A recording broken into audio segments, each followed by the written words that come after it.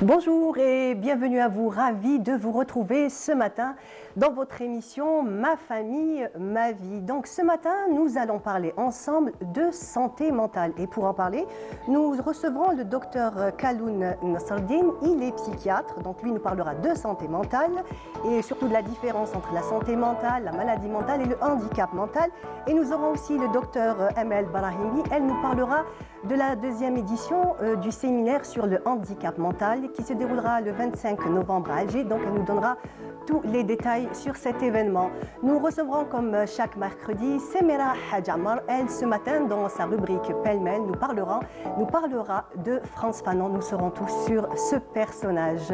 Et nous finirons avec WeShare, dans sa rubrique WeShare. Elle nous parlera d'une artiste palestinienne. Et donc, comme je vous l'ai annoncé, nous allons parler de santé mentale. Souvent, l'expression santé mentale est mal interprétée, remplie d'ambiguïté et pleine de confusion. Et j'ai le plaisir donc de recevoir ce matin Dr Kaloun Nasreddine. Bonjour. Vous êtes psychiatre. Oui, je suis psychiatre libéral. Et ce matin, donc, nous allons parler de la santé mentale. Nous allons déjà commencer peut-être par définir qu'est-ce que la santé mentale. La santé mentale, déjà, on va définir la santé. La santé, c'est un état de bien-être. C'est un état de bien-être et cette santé-là a plusieurs dimensions. Voilà. Elle a une dimension qui est physique, avec toutes les maladies qu'on connaît, le goitre, le diabète, l'HTA, tout ça. Elle a une dimension mentale, qui est la santé mentale. Elle a une dimension sociale, les conflits sociaux, les problèmes sociaux. Elle a une dimension économique, c'est la santé financière.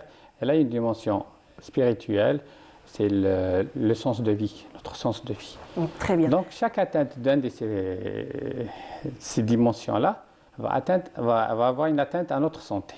Alors, quand on parle de santé mentale, on sait très bien que dans plusieurs sociétés, presque dans toutes les sociétés, ça reste très souvent tabou, peut-être un peu moins ces dernières années, mais ça reste quand même tabou, ça reste mal vu et tout le monde, en fait, les personnes qui ont ce mal de vivre ou ce mal-être ou des problèmes ont du mal un petit peu à en parler librement et ouvertement. Oui, effectivement, là, ça commence à changer. Les 10 dernières années, ça commence à changer.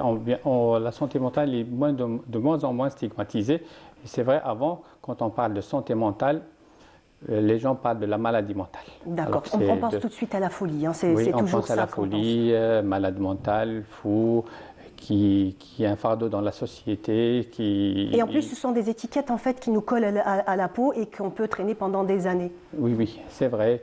Déjà, à notre consultation, les gens viennent en anonymat, ils disent ne mentionnez pas mon nom, mentionnez mon prénom. Il y a des gens qui viennent à la salle d'attente.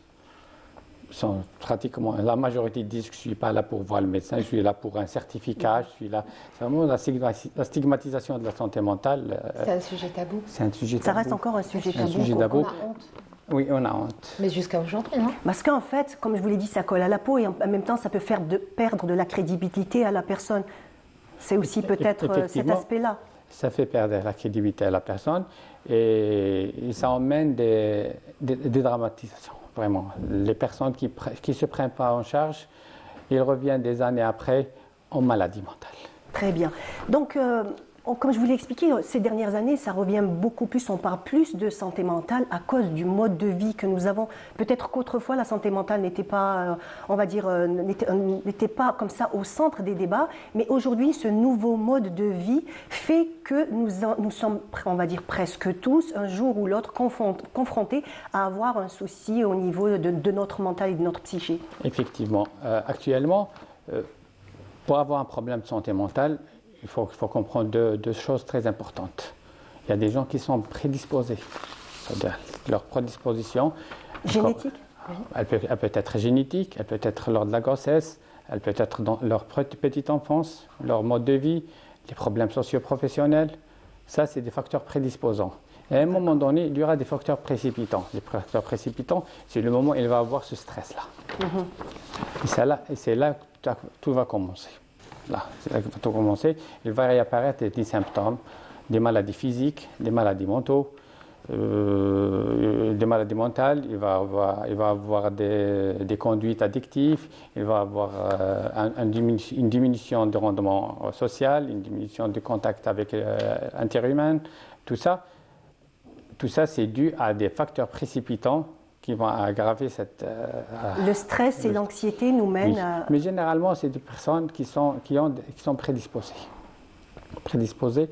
Et quand il y a un événement précipitant, là, la santé mentale va être altérée. On va peut-être aussi essayer de faire un constat, donc on va dire de l'état de la santé mentale en Algérie. Oui, la santé mentale en Algérie a très bien évolué. Très bien évolué, même s'il y a des petites insuffisances, mais actuellement, il y a une bonne évolution par rapport à la santé mentale. À l'époque coloniale, on n'avait que Frantz Fanon qui a fait... Oui. C'est ma rubrique. C'est Attendez. Non, il n'y a que Frantz Fanon qui faisait un grand travail, c'est un ami de la Révolution, qui a fait un grand travail au niveau de la santé mentale. Après l'indépendance, il y a des maîtres qui ont commencé à initier la santé mentale et la psychiatrie en Algérie. On peut citer professeur Ben Milod Rabbi Yarhamou. Bouspsi, Rabbi Yarhamou. Bouspsi, il est venu après. Bien après, oui. Bien après. Mais il a créé une fondation. Mais à partir de Ben Milod, il y avait pas mal de professeurs qui ont pris le relais. Pour citer Ben Milod, pour citer Kacha, pour citer Tijiza, Taleb. C'est des profs qui ont commencé à former. Actuellement, on est arrivé à plus de 1000 psychiatres au niveau national. On peut voir un psychiatre à Tamnarast. On peut voir un psychiatre à Naba, on peut voir un psychiatre à Djelfa, un peu partout en Algérie. Ce qui n'était pas facile il y a quelques années. Avec une ouverture de plusieurs centres, normalement on est à 21 centres hospitaliers spécialisés dans la psychiatrie. Il y a des centres intermédiaires de santé, il y a pas mal de psychiatres. Il y a une formation de pédopsychiatres qui a commencé en 2014. Il y a des pédopsychiatres qui ont commencé à travailler à partir de 2014.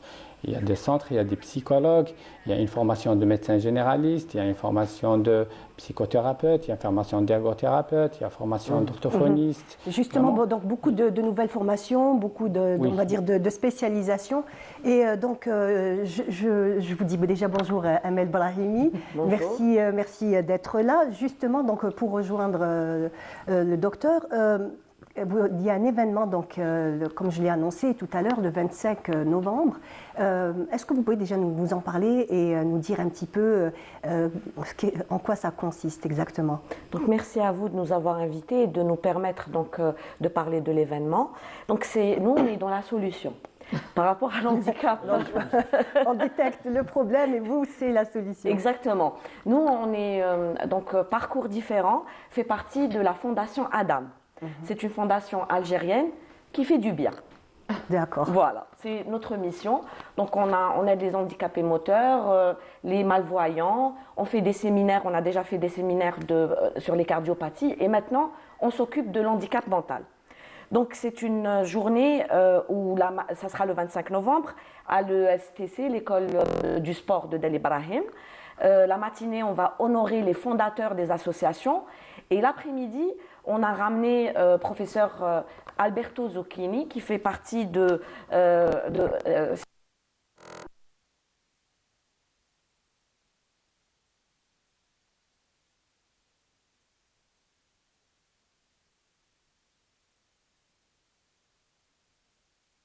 Je voudrais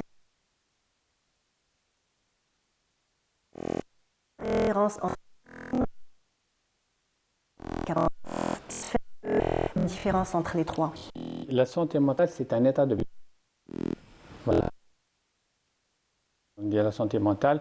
Déjà, la santé mentale fait partie de la santé. D'accord. Une atteinte de la santé, santé mentale veut dire qu'il y a une atteinte de la santé sur sa rubrique mentale. La santé mentale, c'est un état de bien-être où la personne peut affronter les soucis de la vie, les soucis que ce soit normaux, que ce soit des tensions normales. Il peut aussi accomplir son rôle productif dans la société. Ça, c'est une bonne santé mentale. Très bien. Contrairement à la maladie mentale, c'est un trouble. C'est un trouble qui est diagnostiqué par un médecin, qui doit être traité par un médecin ou une équipe spécialisée. Qui peut subvenir à n'importe quel moment. Donc la maladie mentale peut subvenir à un moment de notre vie où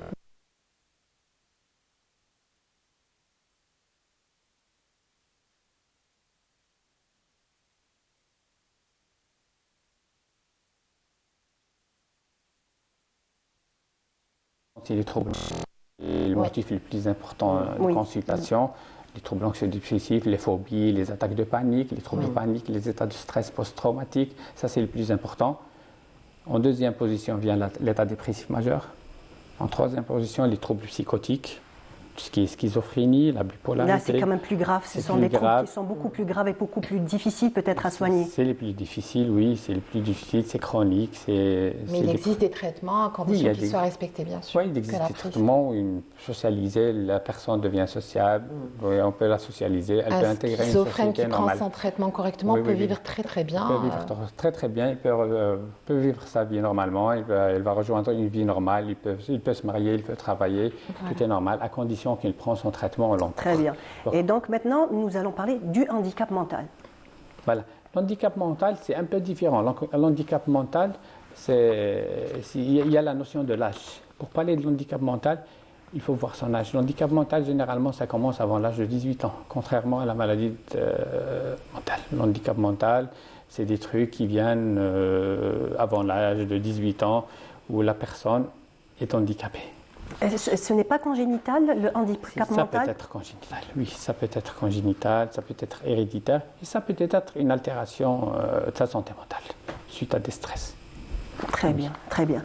Donc, vous, Amel Brahimi, au quotidien, donc, vous côtoyez, vous avez une association, vous êtes auprès de ces gens-là à essayer de les aider à trouver des solutions dans leur vie. Donc, comment se passe un petit peu, on va dire, votre quotidien et surtout le travail de ces associations? Alors, Parcours Différents, c'est le nom de... C'est pas une association, c'est plutôt un projet de la Fondation Adam. Donc, Parcours Différents, comme son nom le dit, c'est juste un parcours différent.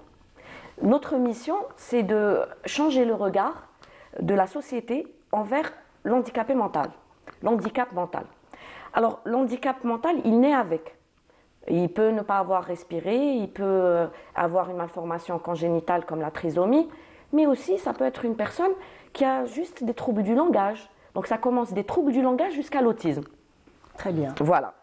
Et donc, ils ont tout le temps des difficultés. Pourquoi? Parce qu'on ne les comprend pas. C'est juste une problématique de compréhension. Le rôle de Parcours Différents, c'est de former les parents et le personnel qui travaille avec les personnes en handicap mental pour tout simplement les faire insérer dans notre société. C'est ce que vous appelez l'approche centrée, personnalisée? L'approche centrée, personnalisée, alors je vais être très simple. Vous et moi, on a des points forts, on a des points à améliorer. Effectivement. Carl Rogers, qu'est-ce qu'il dit? Il dit on s'appuie sur nos points forts, on les fait grandir et les points faibles, ils s'améliorent tout seuls, tout simplement. Donc moi, dans ma vie, j'ai un enfant, par exemple, handicapé mental. Il faut que je détecte qu'est-ce qu'il sait faire. S'il sait dessiner, eh ben, il sera peintre, tout simplement. Mais pourquoi je veux lui faire apprendre les maths? À quoi ça sert? Après, je peux vous dire, nous-mêmes, par exemple, moi, je ne sais pas cuisiner, mais je sais très bien ranger. Pourquoi vous voulez que j'apprenne Il faut que je fasse ce que je sais faire donc et que je l'améliore. Développer tout le don ou le savoir... Dans la bienveillance. C'est surtout ça le plus important, dans la bienveillance. Bien sûr, dans la bienveillance et sans aucun jugement.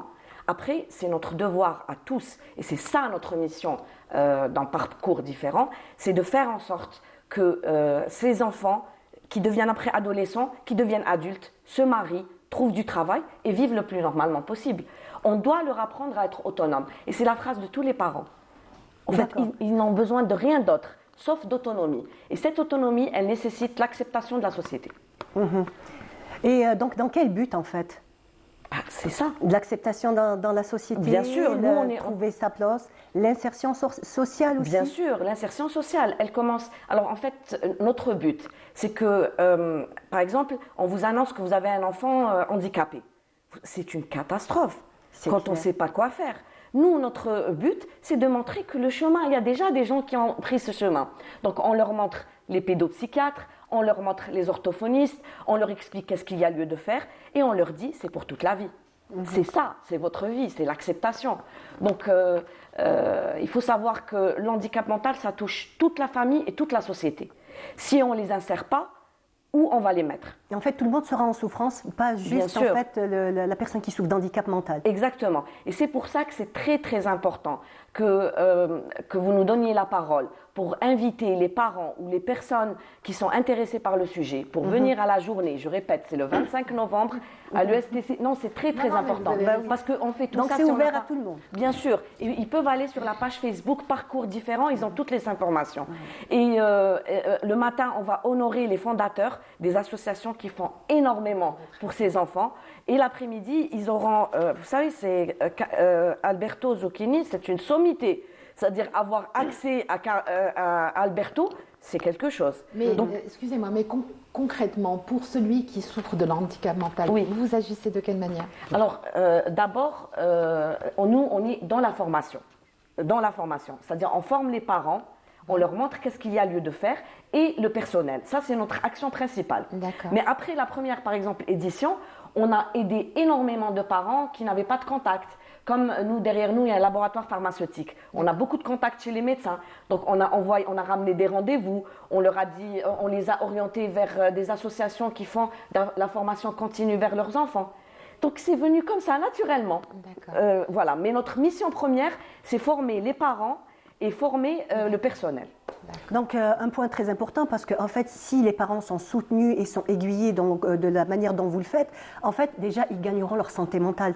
Déjà, l'acceptation fait qu'un parent qui se sent bien et qui accepte et qui est, on va dire, en bonne santé mentale, déjà pourra aider son enfant. On ne peut pas aider si nous-mêmes, on n'est pas bien.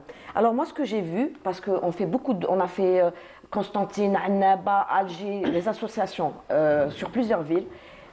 J'ai pas rencontré une personne qui travaille avec les handicapés mentaux ou là des parents qui prennent bien en charge qui sont pas bien. C'est le bonheur. Déjà, être en contact avec eux est une thérapie. Oui. Effectivement. On ne se sent pas seul, c'est ça, on est accompagné. Je vais rajouter une anecdote. J'ai reçu une autiste qui est venue, j'ai annoncé l'autiste à sa maman. On a établi un programme de travail.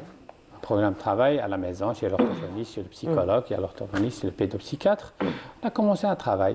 Après 6 mois, la maman m'a dit, vous savez, docteur, cette fille-là est un bonheur. Elle m'a dit, ça m'a permis de connaître mon mari, mes enfants, et de connaître toute ma famille. On travaille ensemble et on se connaît. On est devenu une famille soudée, collée. Vraiment, c'est... Donc, en fait, c'est important, en fait, pour la santé mentale, comme on le disait tout à l'heure.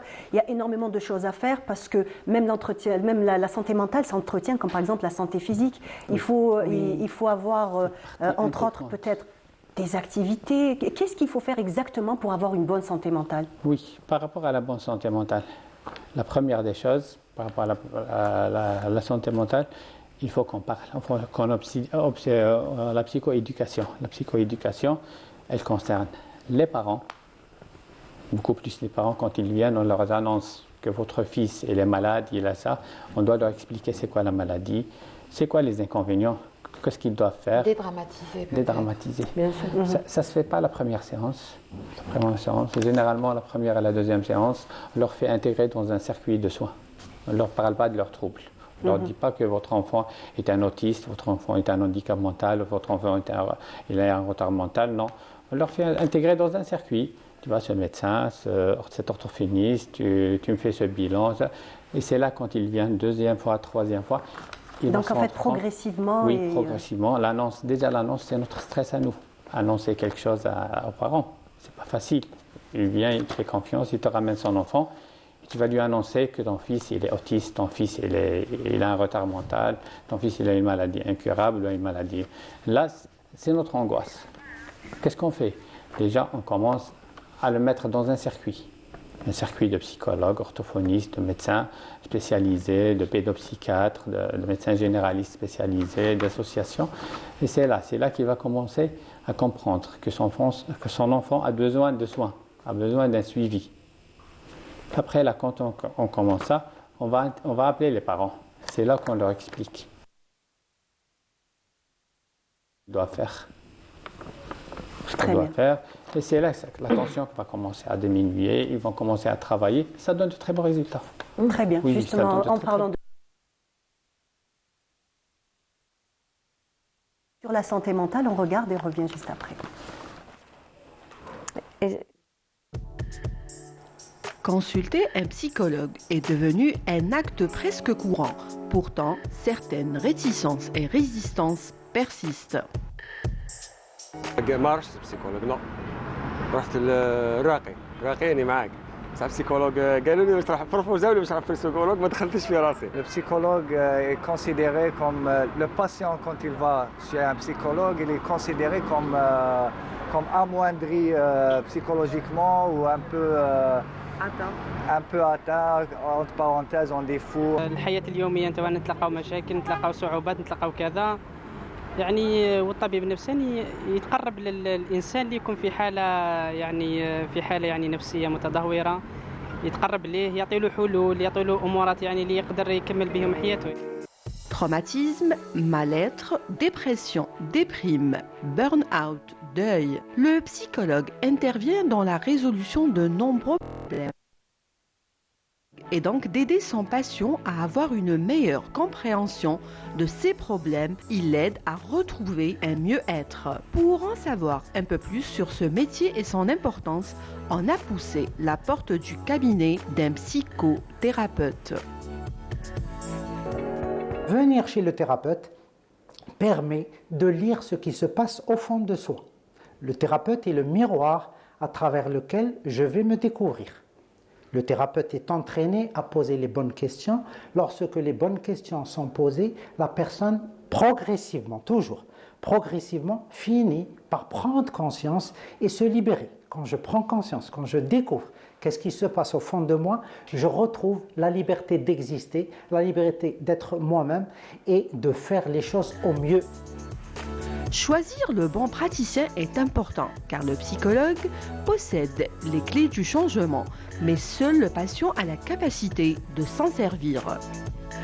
Je peux le définir à partir de l'expérience, le désir sincère d'aider. S'il n'y a pas cela, les gens peuvent traîner des années, ils restent comme ils sont.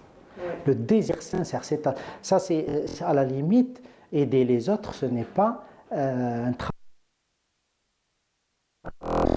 Pour pouvoir les aider. Enfin, c'est pas mal, il faut consulter un psychologue pour repérer ses difficultés, ses souffrances. Il nous aidera à trouver des solutions adéquates.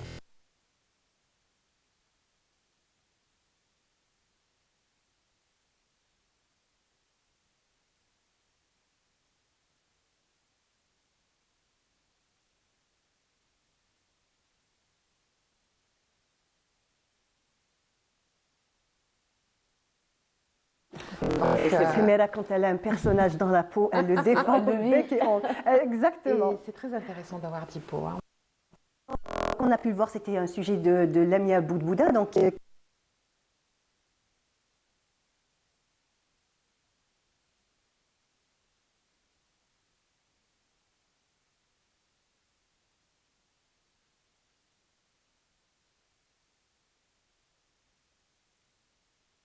ou d'anxiété. Est-ce que la volonté de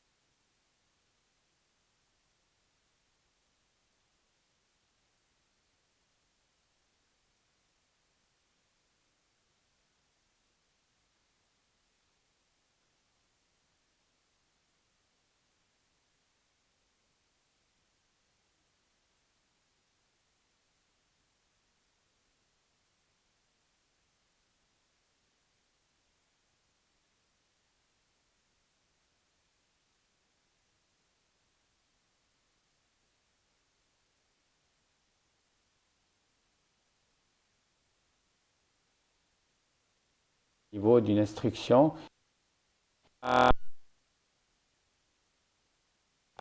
qui rapporte des symptômes qui n'ont rien à voir avec l'organique, là, il demande d'avoir un psychologue. En fait, c'est important d'être entouré qui nous entourent pour détecter en fait, on va dire les premiers signes de ce mal-être. Parce que nous, on ne sait pas, on ne sait pas exactement où on est, mais en fait, au niveau du comportement, quand notre comportement change, ce sont nos proches et nous aider. Et c'est ça le rôle. Les associations, nous aussi. C'est notre rôle d'informer que la santé mentale, elle fait partie de la santé. C'est une rubrique de la santé et doit être prise en charge comme on prend n'importe quelle autre maladie. Si on souffre de quelque chose, on peut voir un autre médecin, mais s'il n'y a pas de résultat, tu vois un médecin psychiatre ou un psychologue.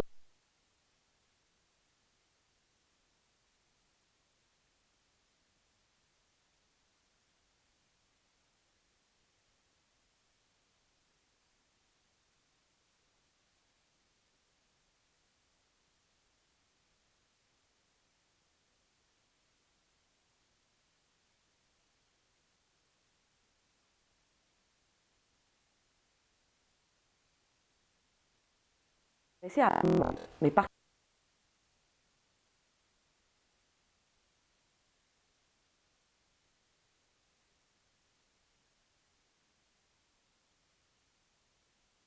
de faire grandir et aller ce que nous savons déjà faire, tout simplement.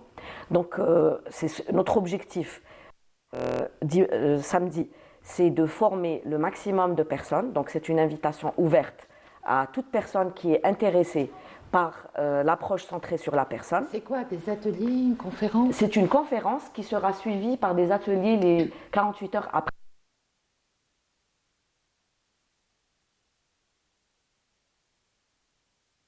Pour former les parents, les personnes qui s'occupent des handicapés mentaux, pour qu'ils s'occupent mieux d'eux et qu'ils développent le meilleur d'eux. Très bien, donc c'est la deuxième édition Amel. Comment s'est déroulée la première édition? Comment on va dire que le public a accueilli cette initiative? Alors, la première édition réunit les médecins, les parents et les autorités. Pour dire, voilà, on commence. Ça s'est très très bien passé. Les autorités ont eu des actions. La wilaya a eu des actions concrètes.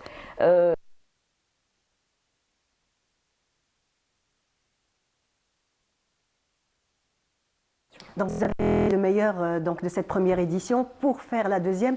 Et j'imagine que le nombre de participants a grossi.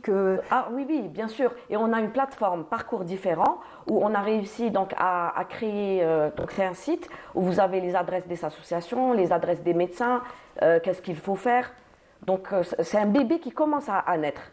Et il y aura même une troisième édition en janvier à Constantine. On ne va pas rester qu'à Alger. Donc vous allez sortir d'Alger? Oui, oui, bien sûr. Et on fera une édition à Constantine, à Oran. Donc voilà, Inch'Allah, beaucoup de prospérité. Inch'Allah, Inch'Allah. Et elle m'appelle dans mon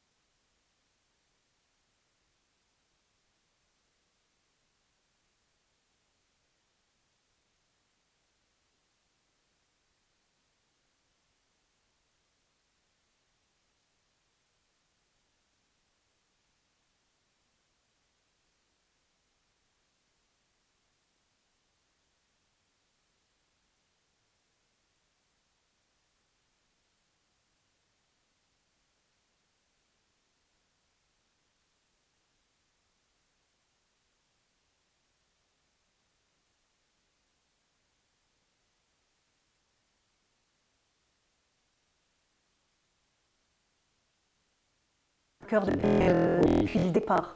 Oui, donc la population, elle déprime. Moi, je reçois en consultation des gens juste pour ça.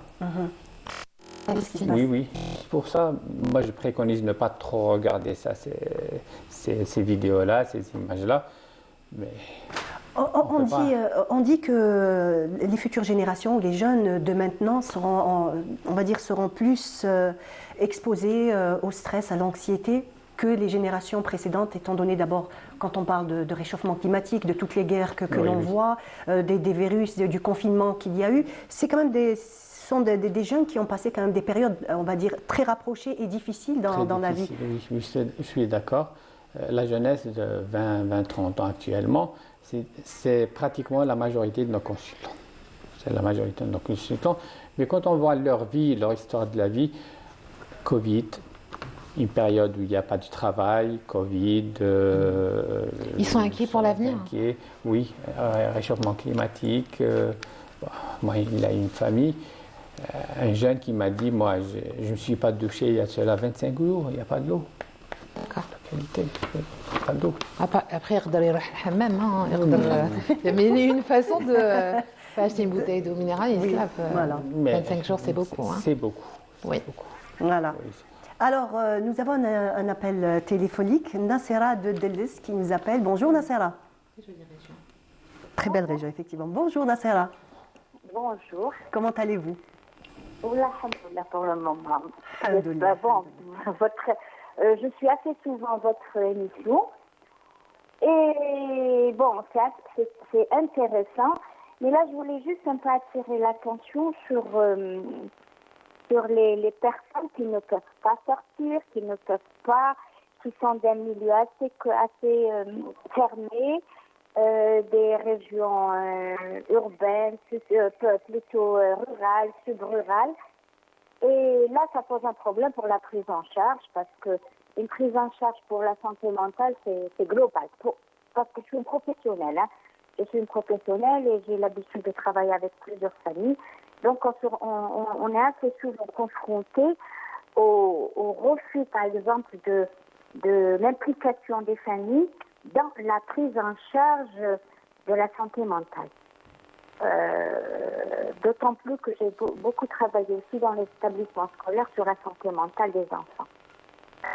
Vous avez été chargé. Très bien. Merci beaucoup Nassera. Donc, oui, allez-y. Merci Nassera pour cette question. Nassera, là, le cas dont vous me parlez, c'est un cas d'une phobie sociale. Phobie sociale, c'est un trouble anxieux-dépressif qui est très banal. Cette personne-là probablement a dû passer par des moments de stress dans sa vie. Il est arrivé à une phobie sociale. Cette phobie sociale peut voir n'importe quel psychiatre ou psychologue à votre niveau à Deleuze, qui peut entamer avec lui une prise en charge qui va être biopsychosociale. Peut-être il va le mettre sous thérapeutique de faible dose, avec une psychothérapie, une sociothérapie. Inch'Allah, tout verra bien. Très bien. C'est une phobie sociale, c'est très banal. D'accord, donc pas lieu vraiment de s'inquiéter. Non, il n'y a pas. Très bien. Merci beaucoup. Et tout de suite, nous allons voir le jingle pour annoncer Samira.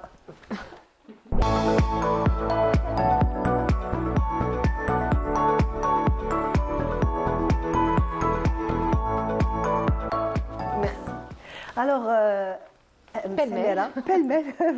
Pêle-mêle J'ai un petit blanc comme ça. Donc, pêle-mêle, tu as choisi Frantz Fanon ce matin? J'ai choisi Frantz Fanon parce que pour moi, il correspondait le plus dans l'approche de la bonne santé mentale. Alors, je vais reprendre quelque chose qu'il a écrit lui-même.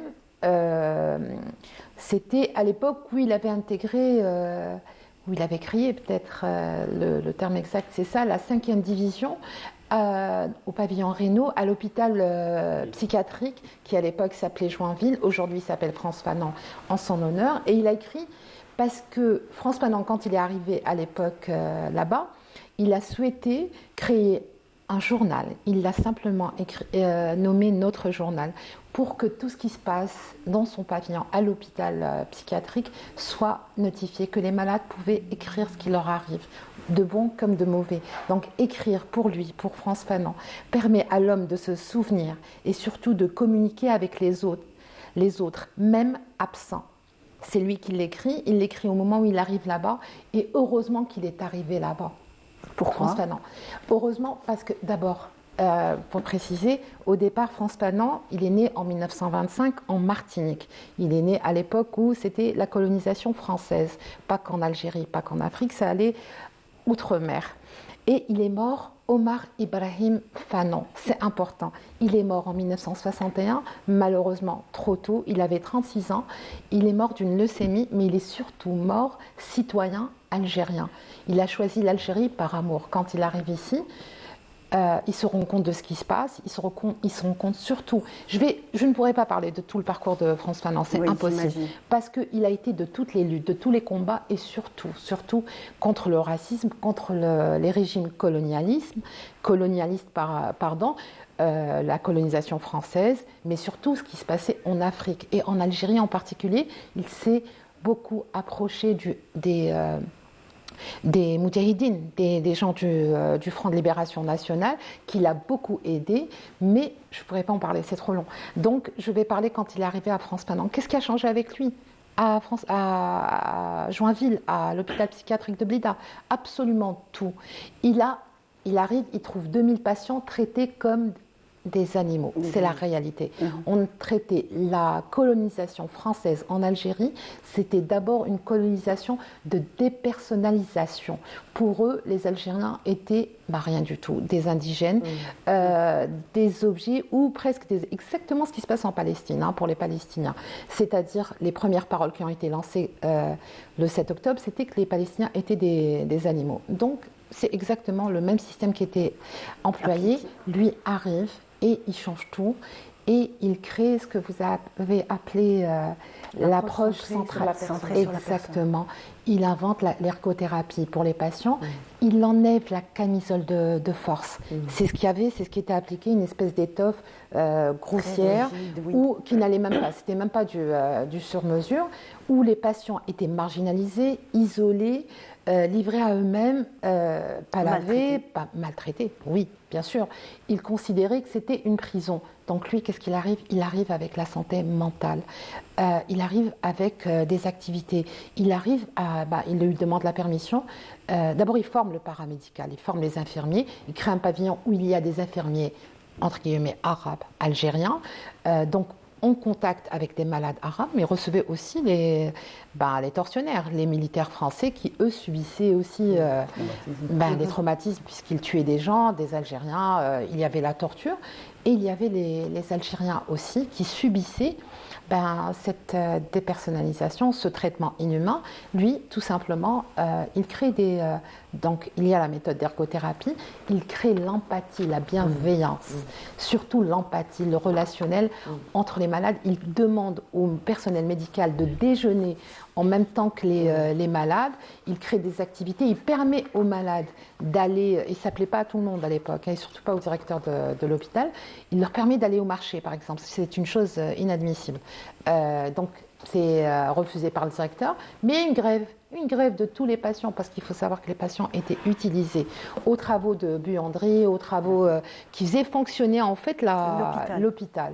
Et lui, en fait, il crée énormément, entre autres d'autres journaux, il préconise la couture, la poterie, la vannerie, il y a plein d'activités comme ça, où les malades ont une activité, en fait, ils reviennent à une humaine, à une activité normale, on va dire, entre guillemets, je mets des guillemets. Voilà, donc c'est toute cette approche de Frantz Fanon, et pas que, il a tellement fait... on va peut-être montrer le livre. Oui, en fait, on l'a vu tout à l'heure, Samira, on l'a déjà aperçu, on va le montrer encore. Donc, le sport, le football, il crée énormément d'activités. Je vais l'offrir au docteur, il le voulait. C'est mon livre, mais je vous l'offre quand même. Je vous le donne tout. Voilà. Donc, beaucoup d'activités, le sport, le foot surtout. Pourquoi? Parce que le sport, le foot crée de l'enthousiasme. Il y a, le public est associé au jeu des footballeurs. Il crée de la couture. Après, à l'issue, tout ça est vendu dans des espèces de kermesses. Donc, il enlève la chimie aussi, les électrochocs. Il arrive à je ne vais pas dire qu'il a enlevé tout le traitement chimique. Non, je ne crois pas, parce qu'il y a des patients qui en ont besoin pour ne serait-ce que rééquilibrer. Mais il a enlevé en fait toutes les méthodes là, brutales pour moi. Hein, il a enlevé beaucoup plus la sismothérapie. C'est ça, la sismothérapie. La sismothérapie, c'est une méthode très invasive. Très invasif, on utilise des électrodes. Il a installé la santé mentale dans la santé mentale moderne. Très bien. Le relationnel, l'empathie, voilà. Donc, il a écrit Les damnés de la Terre, c'est le plus célèbre. Et il a écrit Peau noire, masque blanc. Il y avait des images, je pense qu'elles ont défilé entre-temps. On a pu voir, voilà, celui-ci est en vente dans les librairies en Algérie. On peut l'acheter. Il faut l'acheter. Il faut rendre hommage à France Annan et à son travail, au combat qu'il a mené, à tout ce qu'il a fait pour l'Algérie. D'ailleurs, l'hôpital, mais il y a 3 hôpitaux en Algérie qui portent son nom, dont un à Béjaïa, un à Annaba et celui, bien sûr, de Blida, qui est très connu. Merci. Et nous avons une avenue qui s'ppelle France Fanon, bien sûr. Et on doit lui encore hommage. Merci beaucoup, Samira. Merci beaucoup, Dr Amel Brahimi, d'avoir participé à notre émission ce matin. Et aussi, merci beaucoup à Dr Kaloun Nsardine. Merci d'avoir participé à notre émission. Voilà. Et tout de suite, je vous propose d'écouter une chanson interprétée par Asala. La chanteuse Asala Nasri, et j'ai le plaisir de recevoir Wahida Salam Sherif. Bonjour Wahida. Bonjour. Comment vas-tu? J'allais te dire, Mounia, d'ailleurs, on fait un petit coucou à Mounia qui est certainement en train de nous regarder. Très bien. Bonjour Mounia, ça va, tu vas bien? Alhamdulillah, je te remercie. On va d'abord commencer bien entendu par le jingle et la rubrique We Share.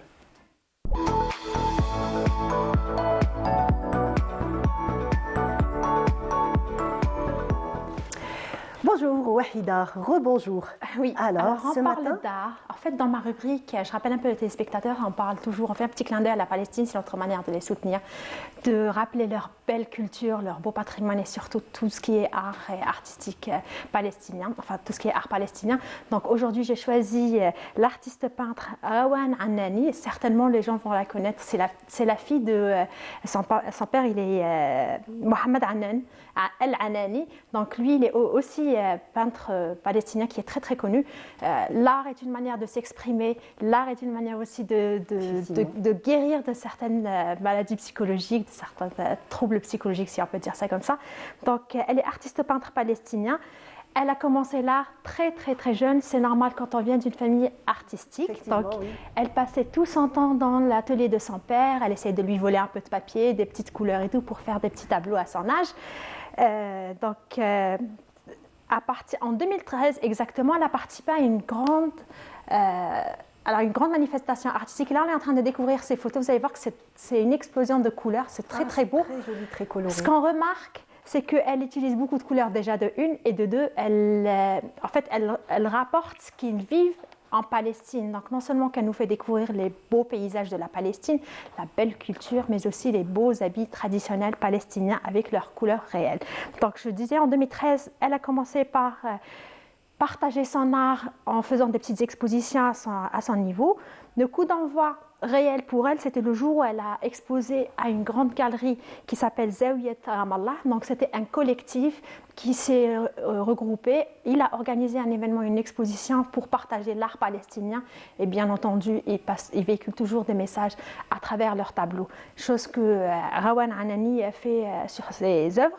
Donc les toiles qu'elle crée, elles se distinguent par leur révérence envers l'héritage palestinien, comme nous avons vu sur les photos. Elle capture une délicatesse singulière des costumes folkloriques. Vous avez vu qu'il y a de très très belles robes de femmes palestiniennes. Il y a plusieurs couleurs. Donc, avec toutes les références aussi à la Palestine, donc avec l'olivier, la tenue traditionnelle, les paysages aussi. Oui, et la cueillette qui se fait en groupe. Donc ces activités sociétales qui se font en groupe, en communauté aussi, elles sont souvent célébrées en Palestine à travers ces tableaux. Les panoramas naturels, les anciennes demeures palestiniennes, parce que c'est vrai que le temps a évolué.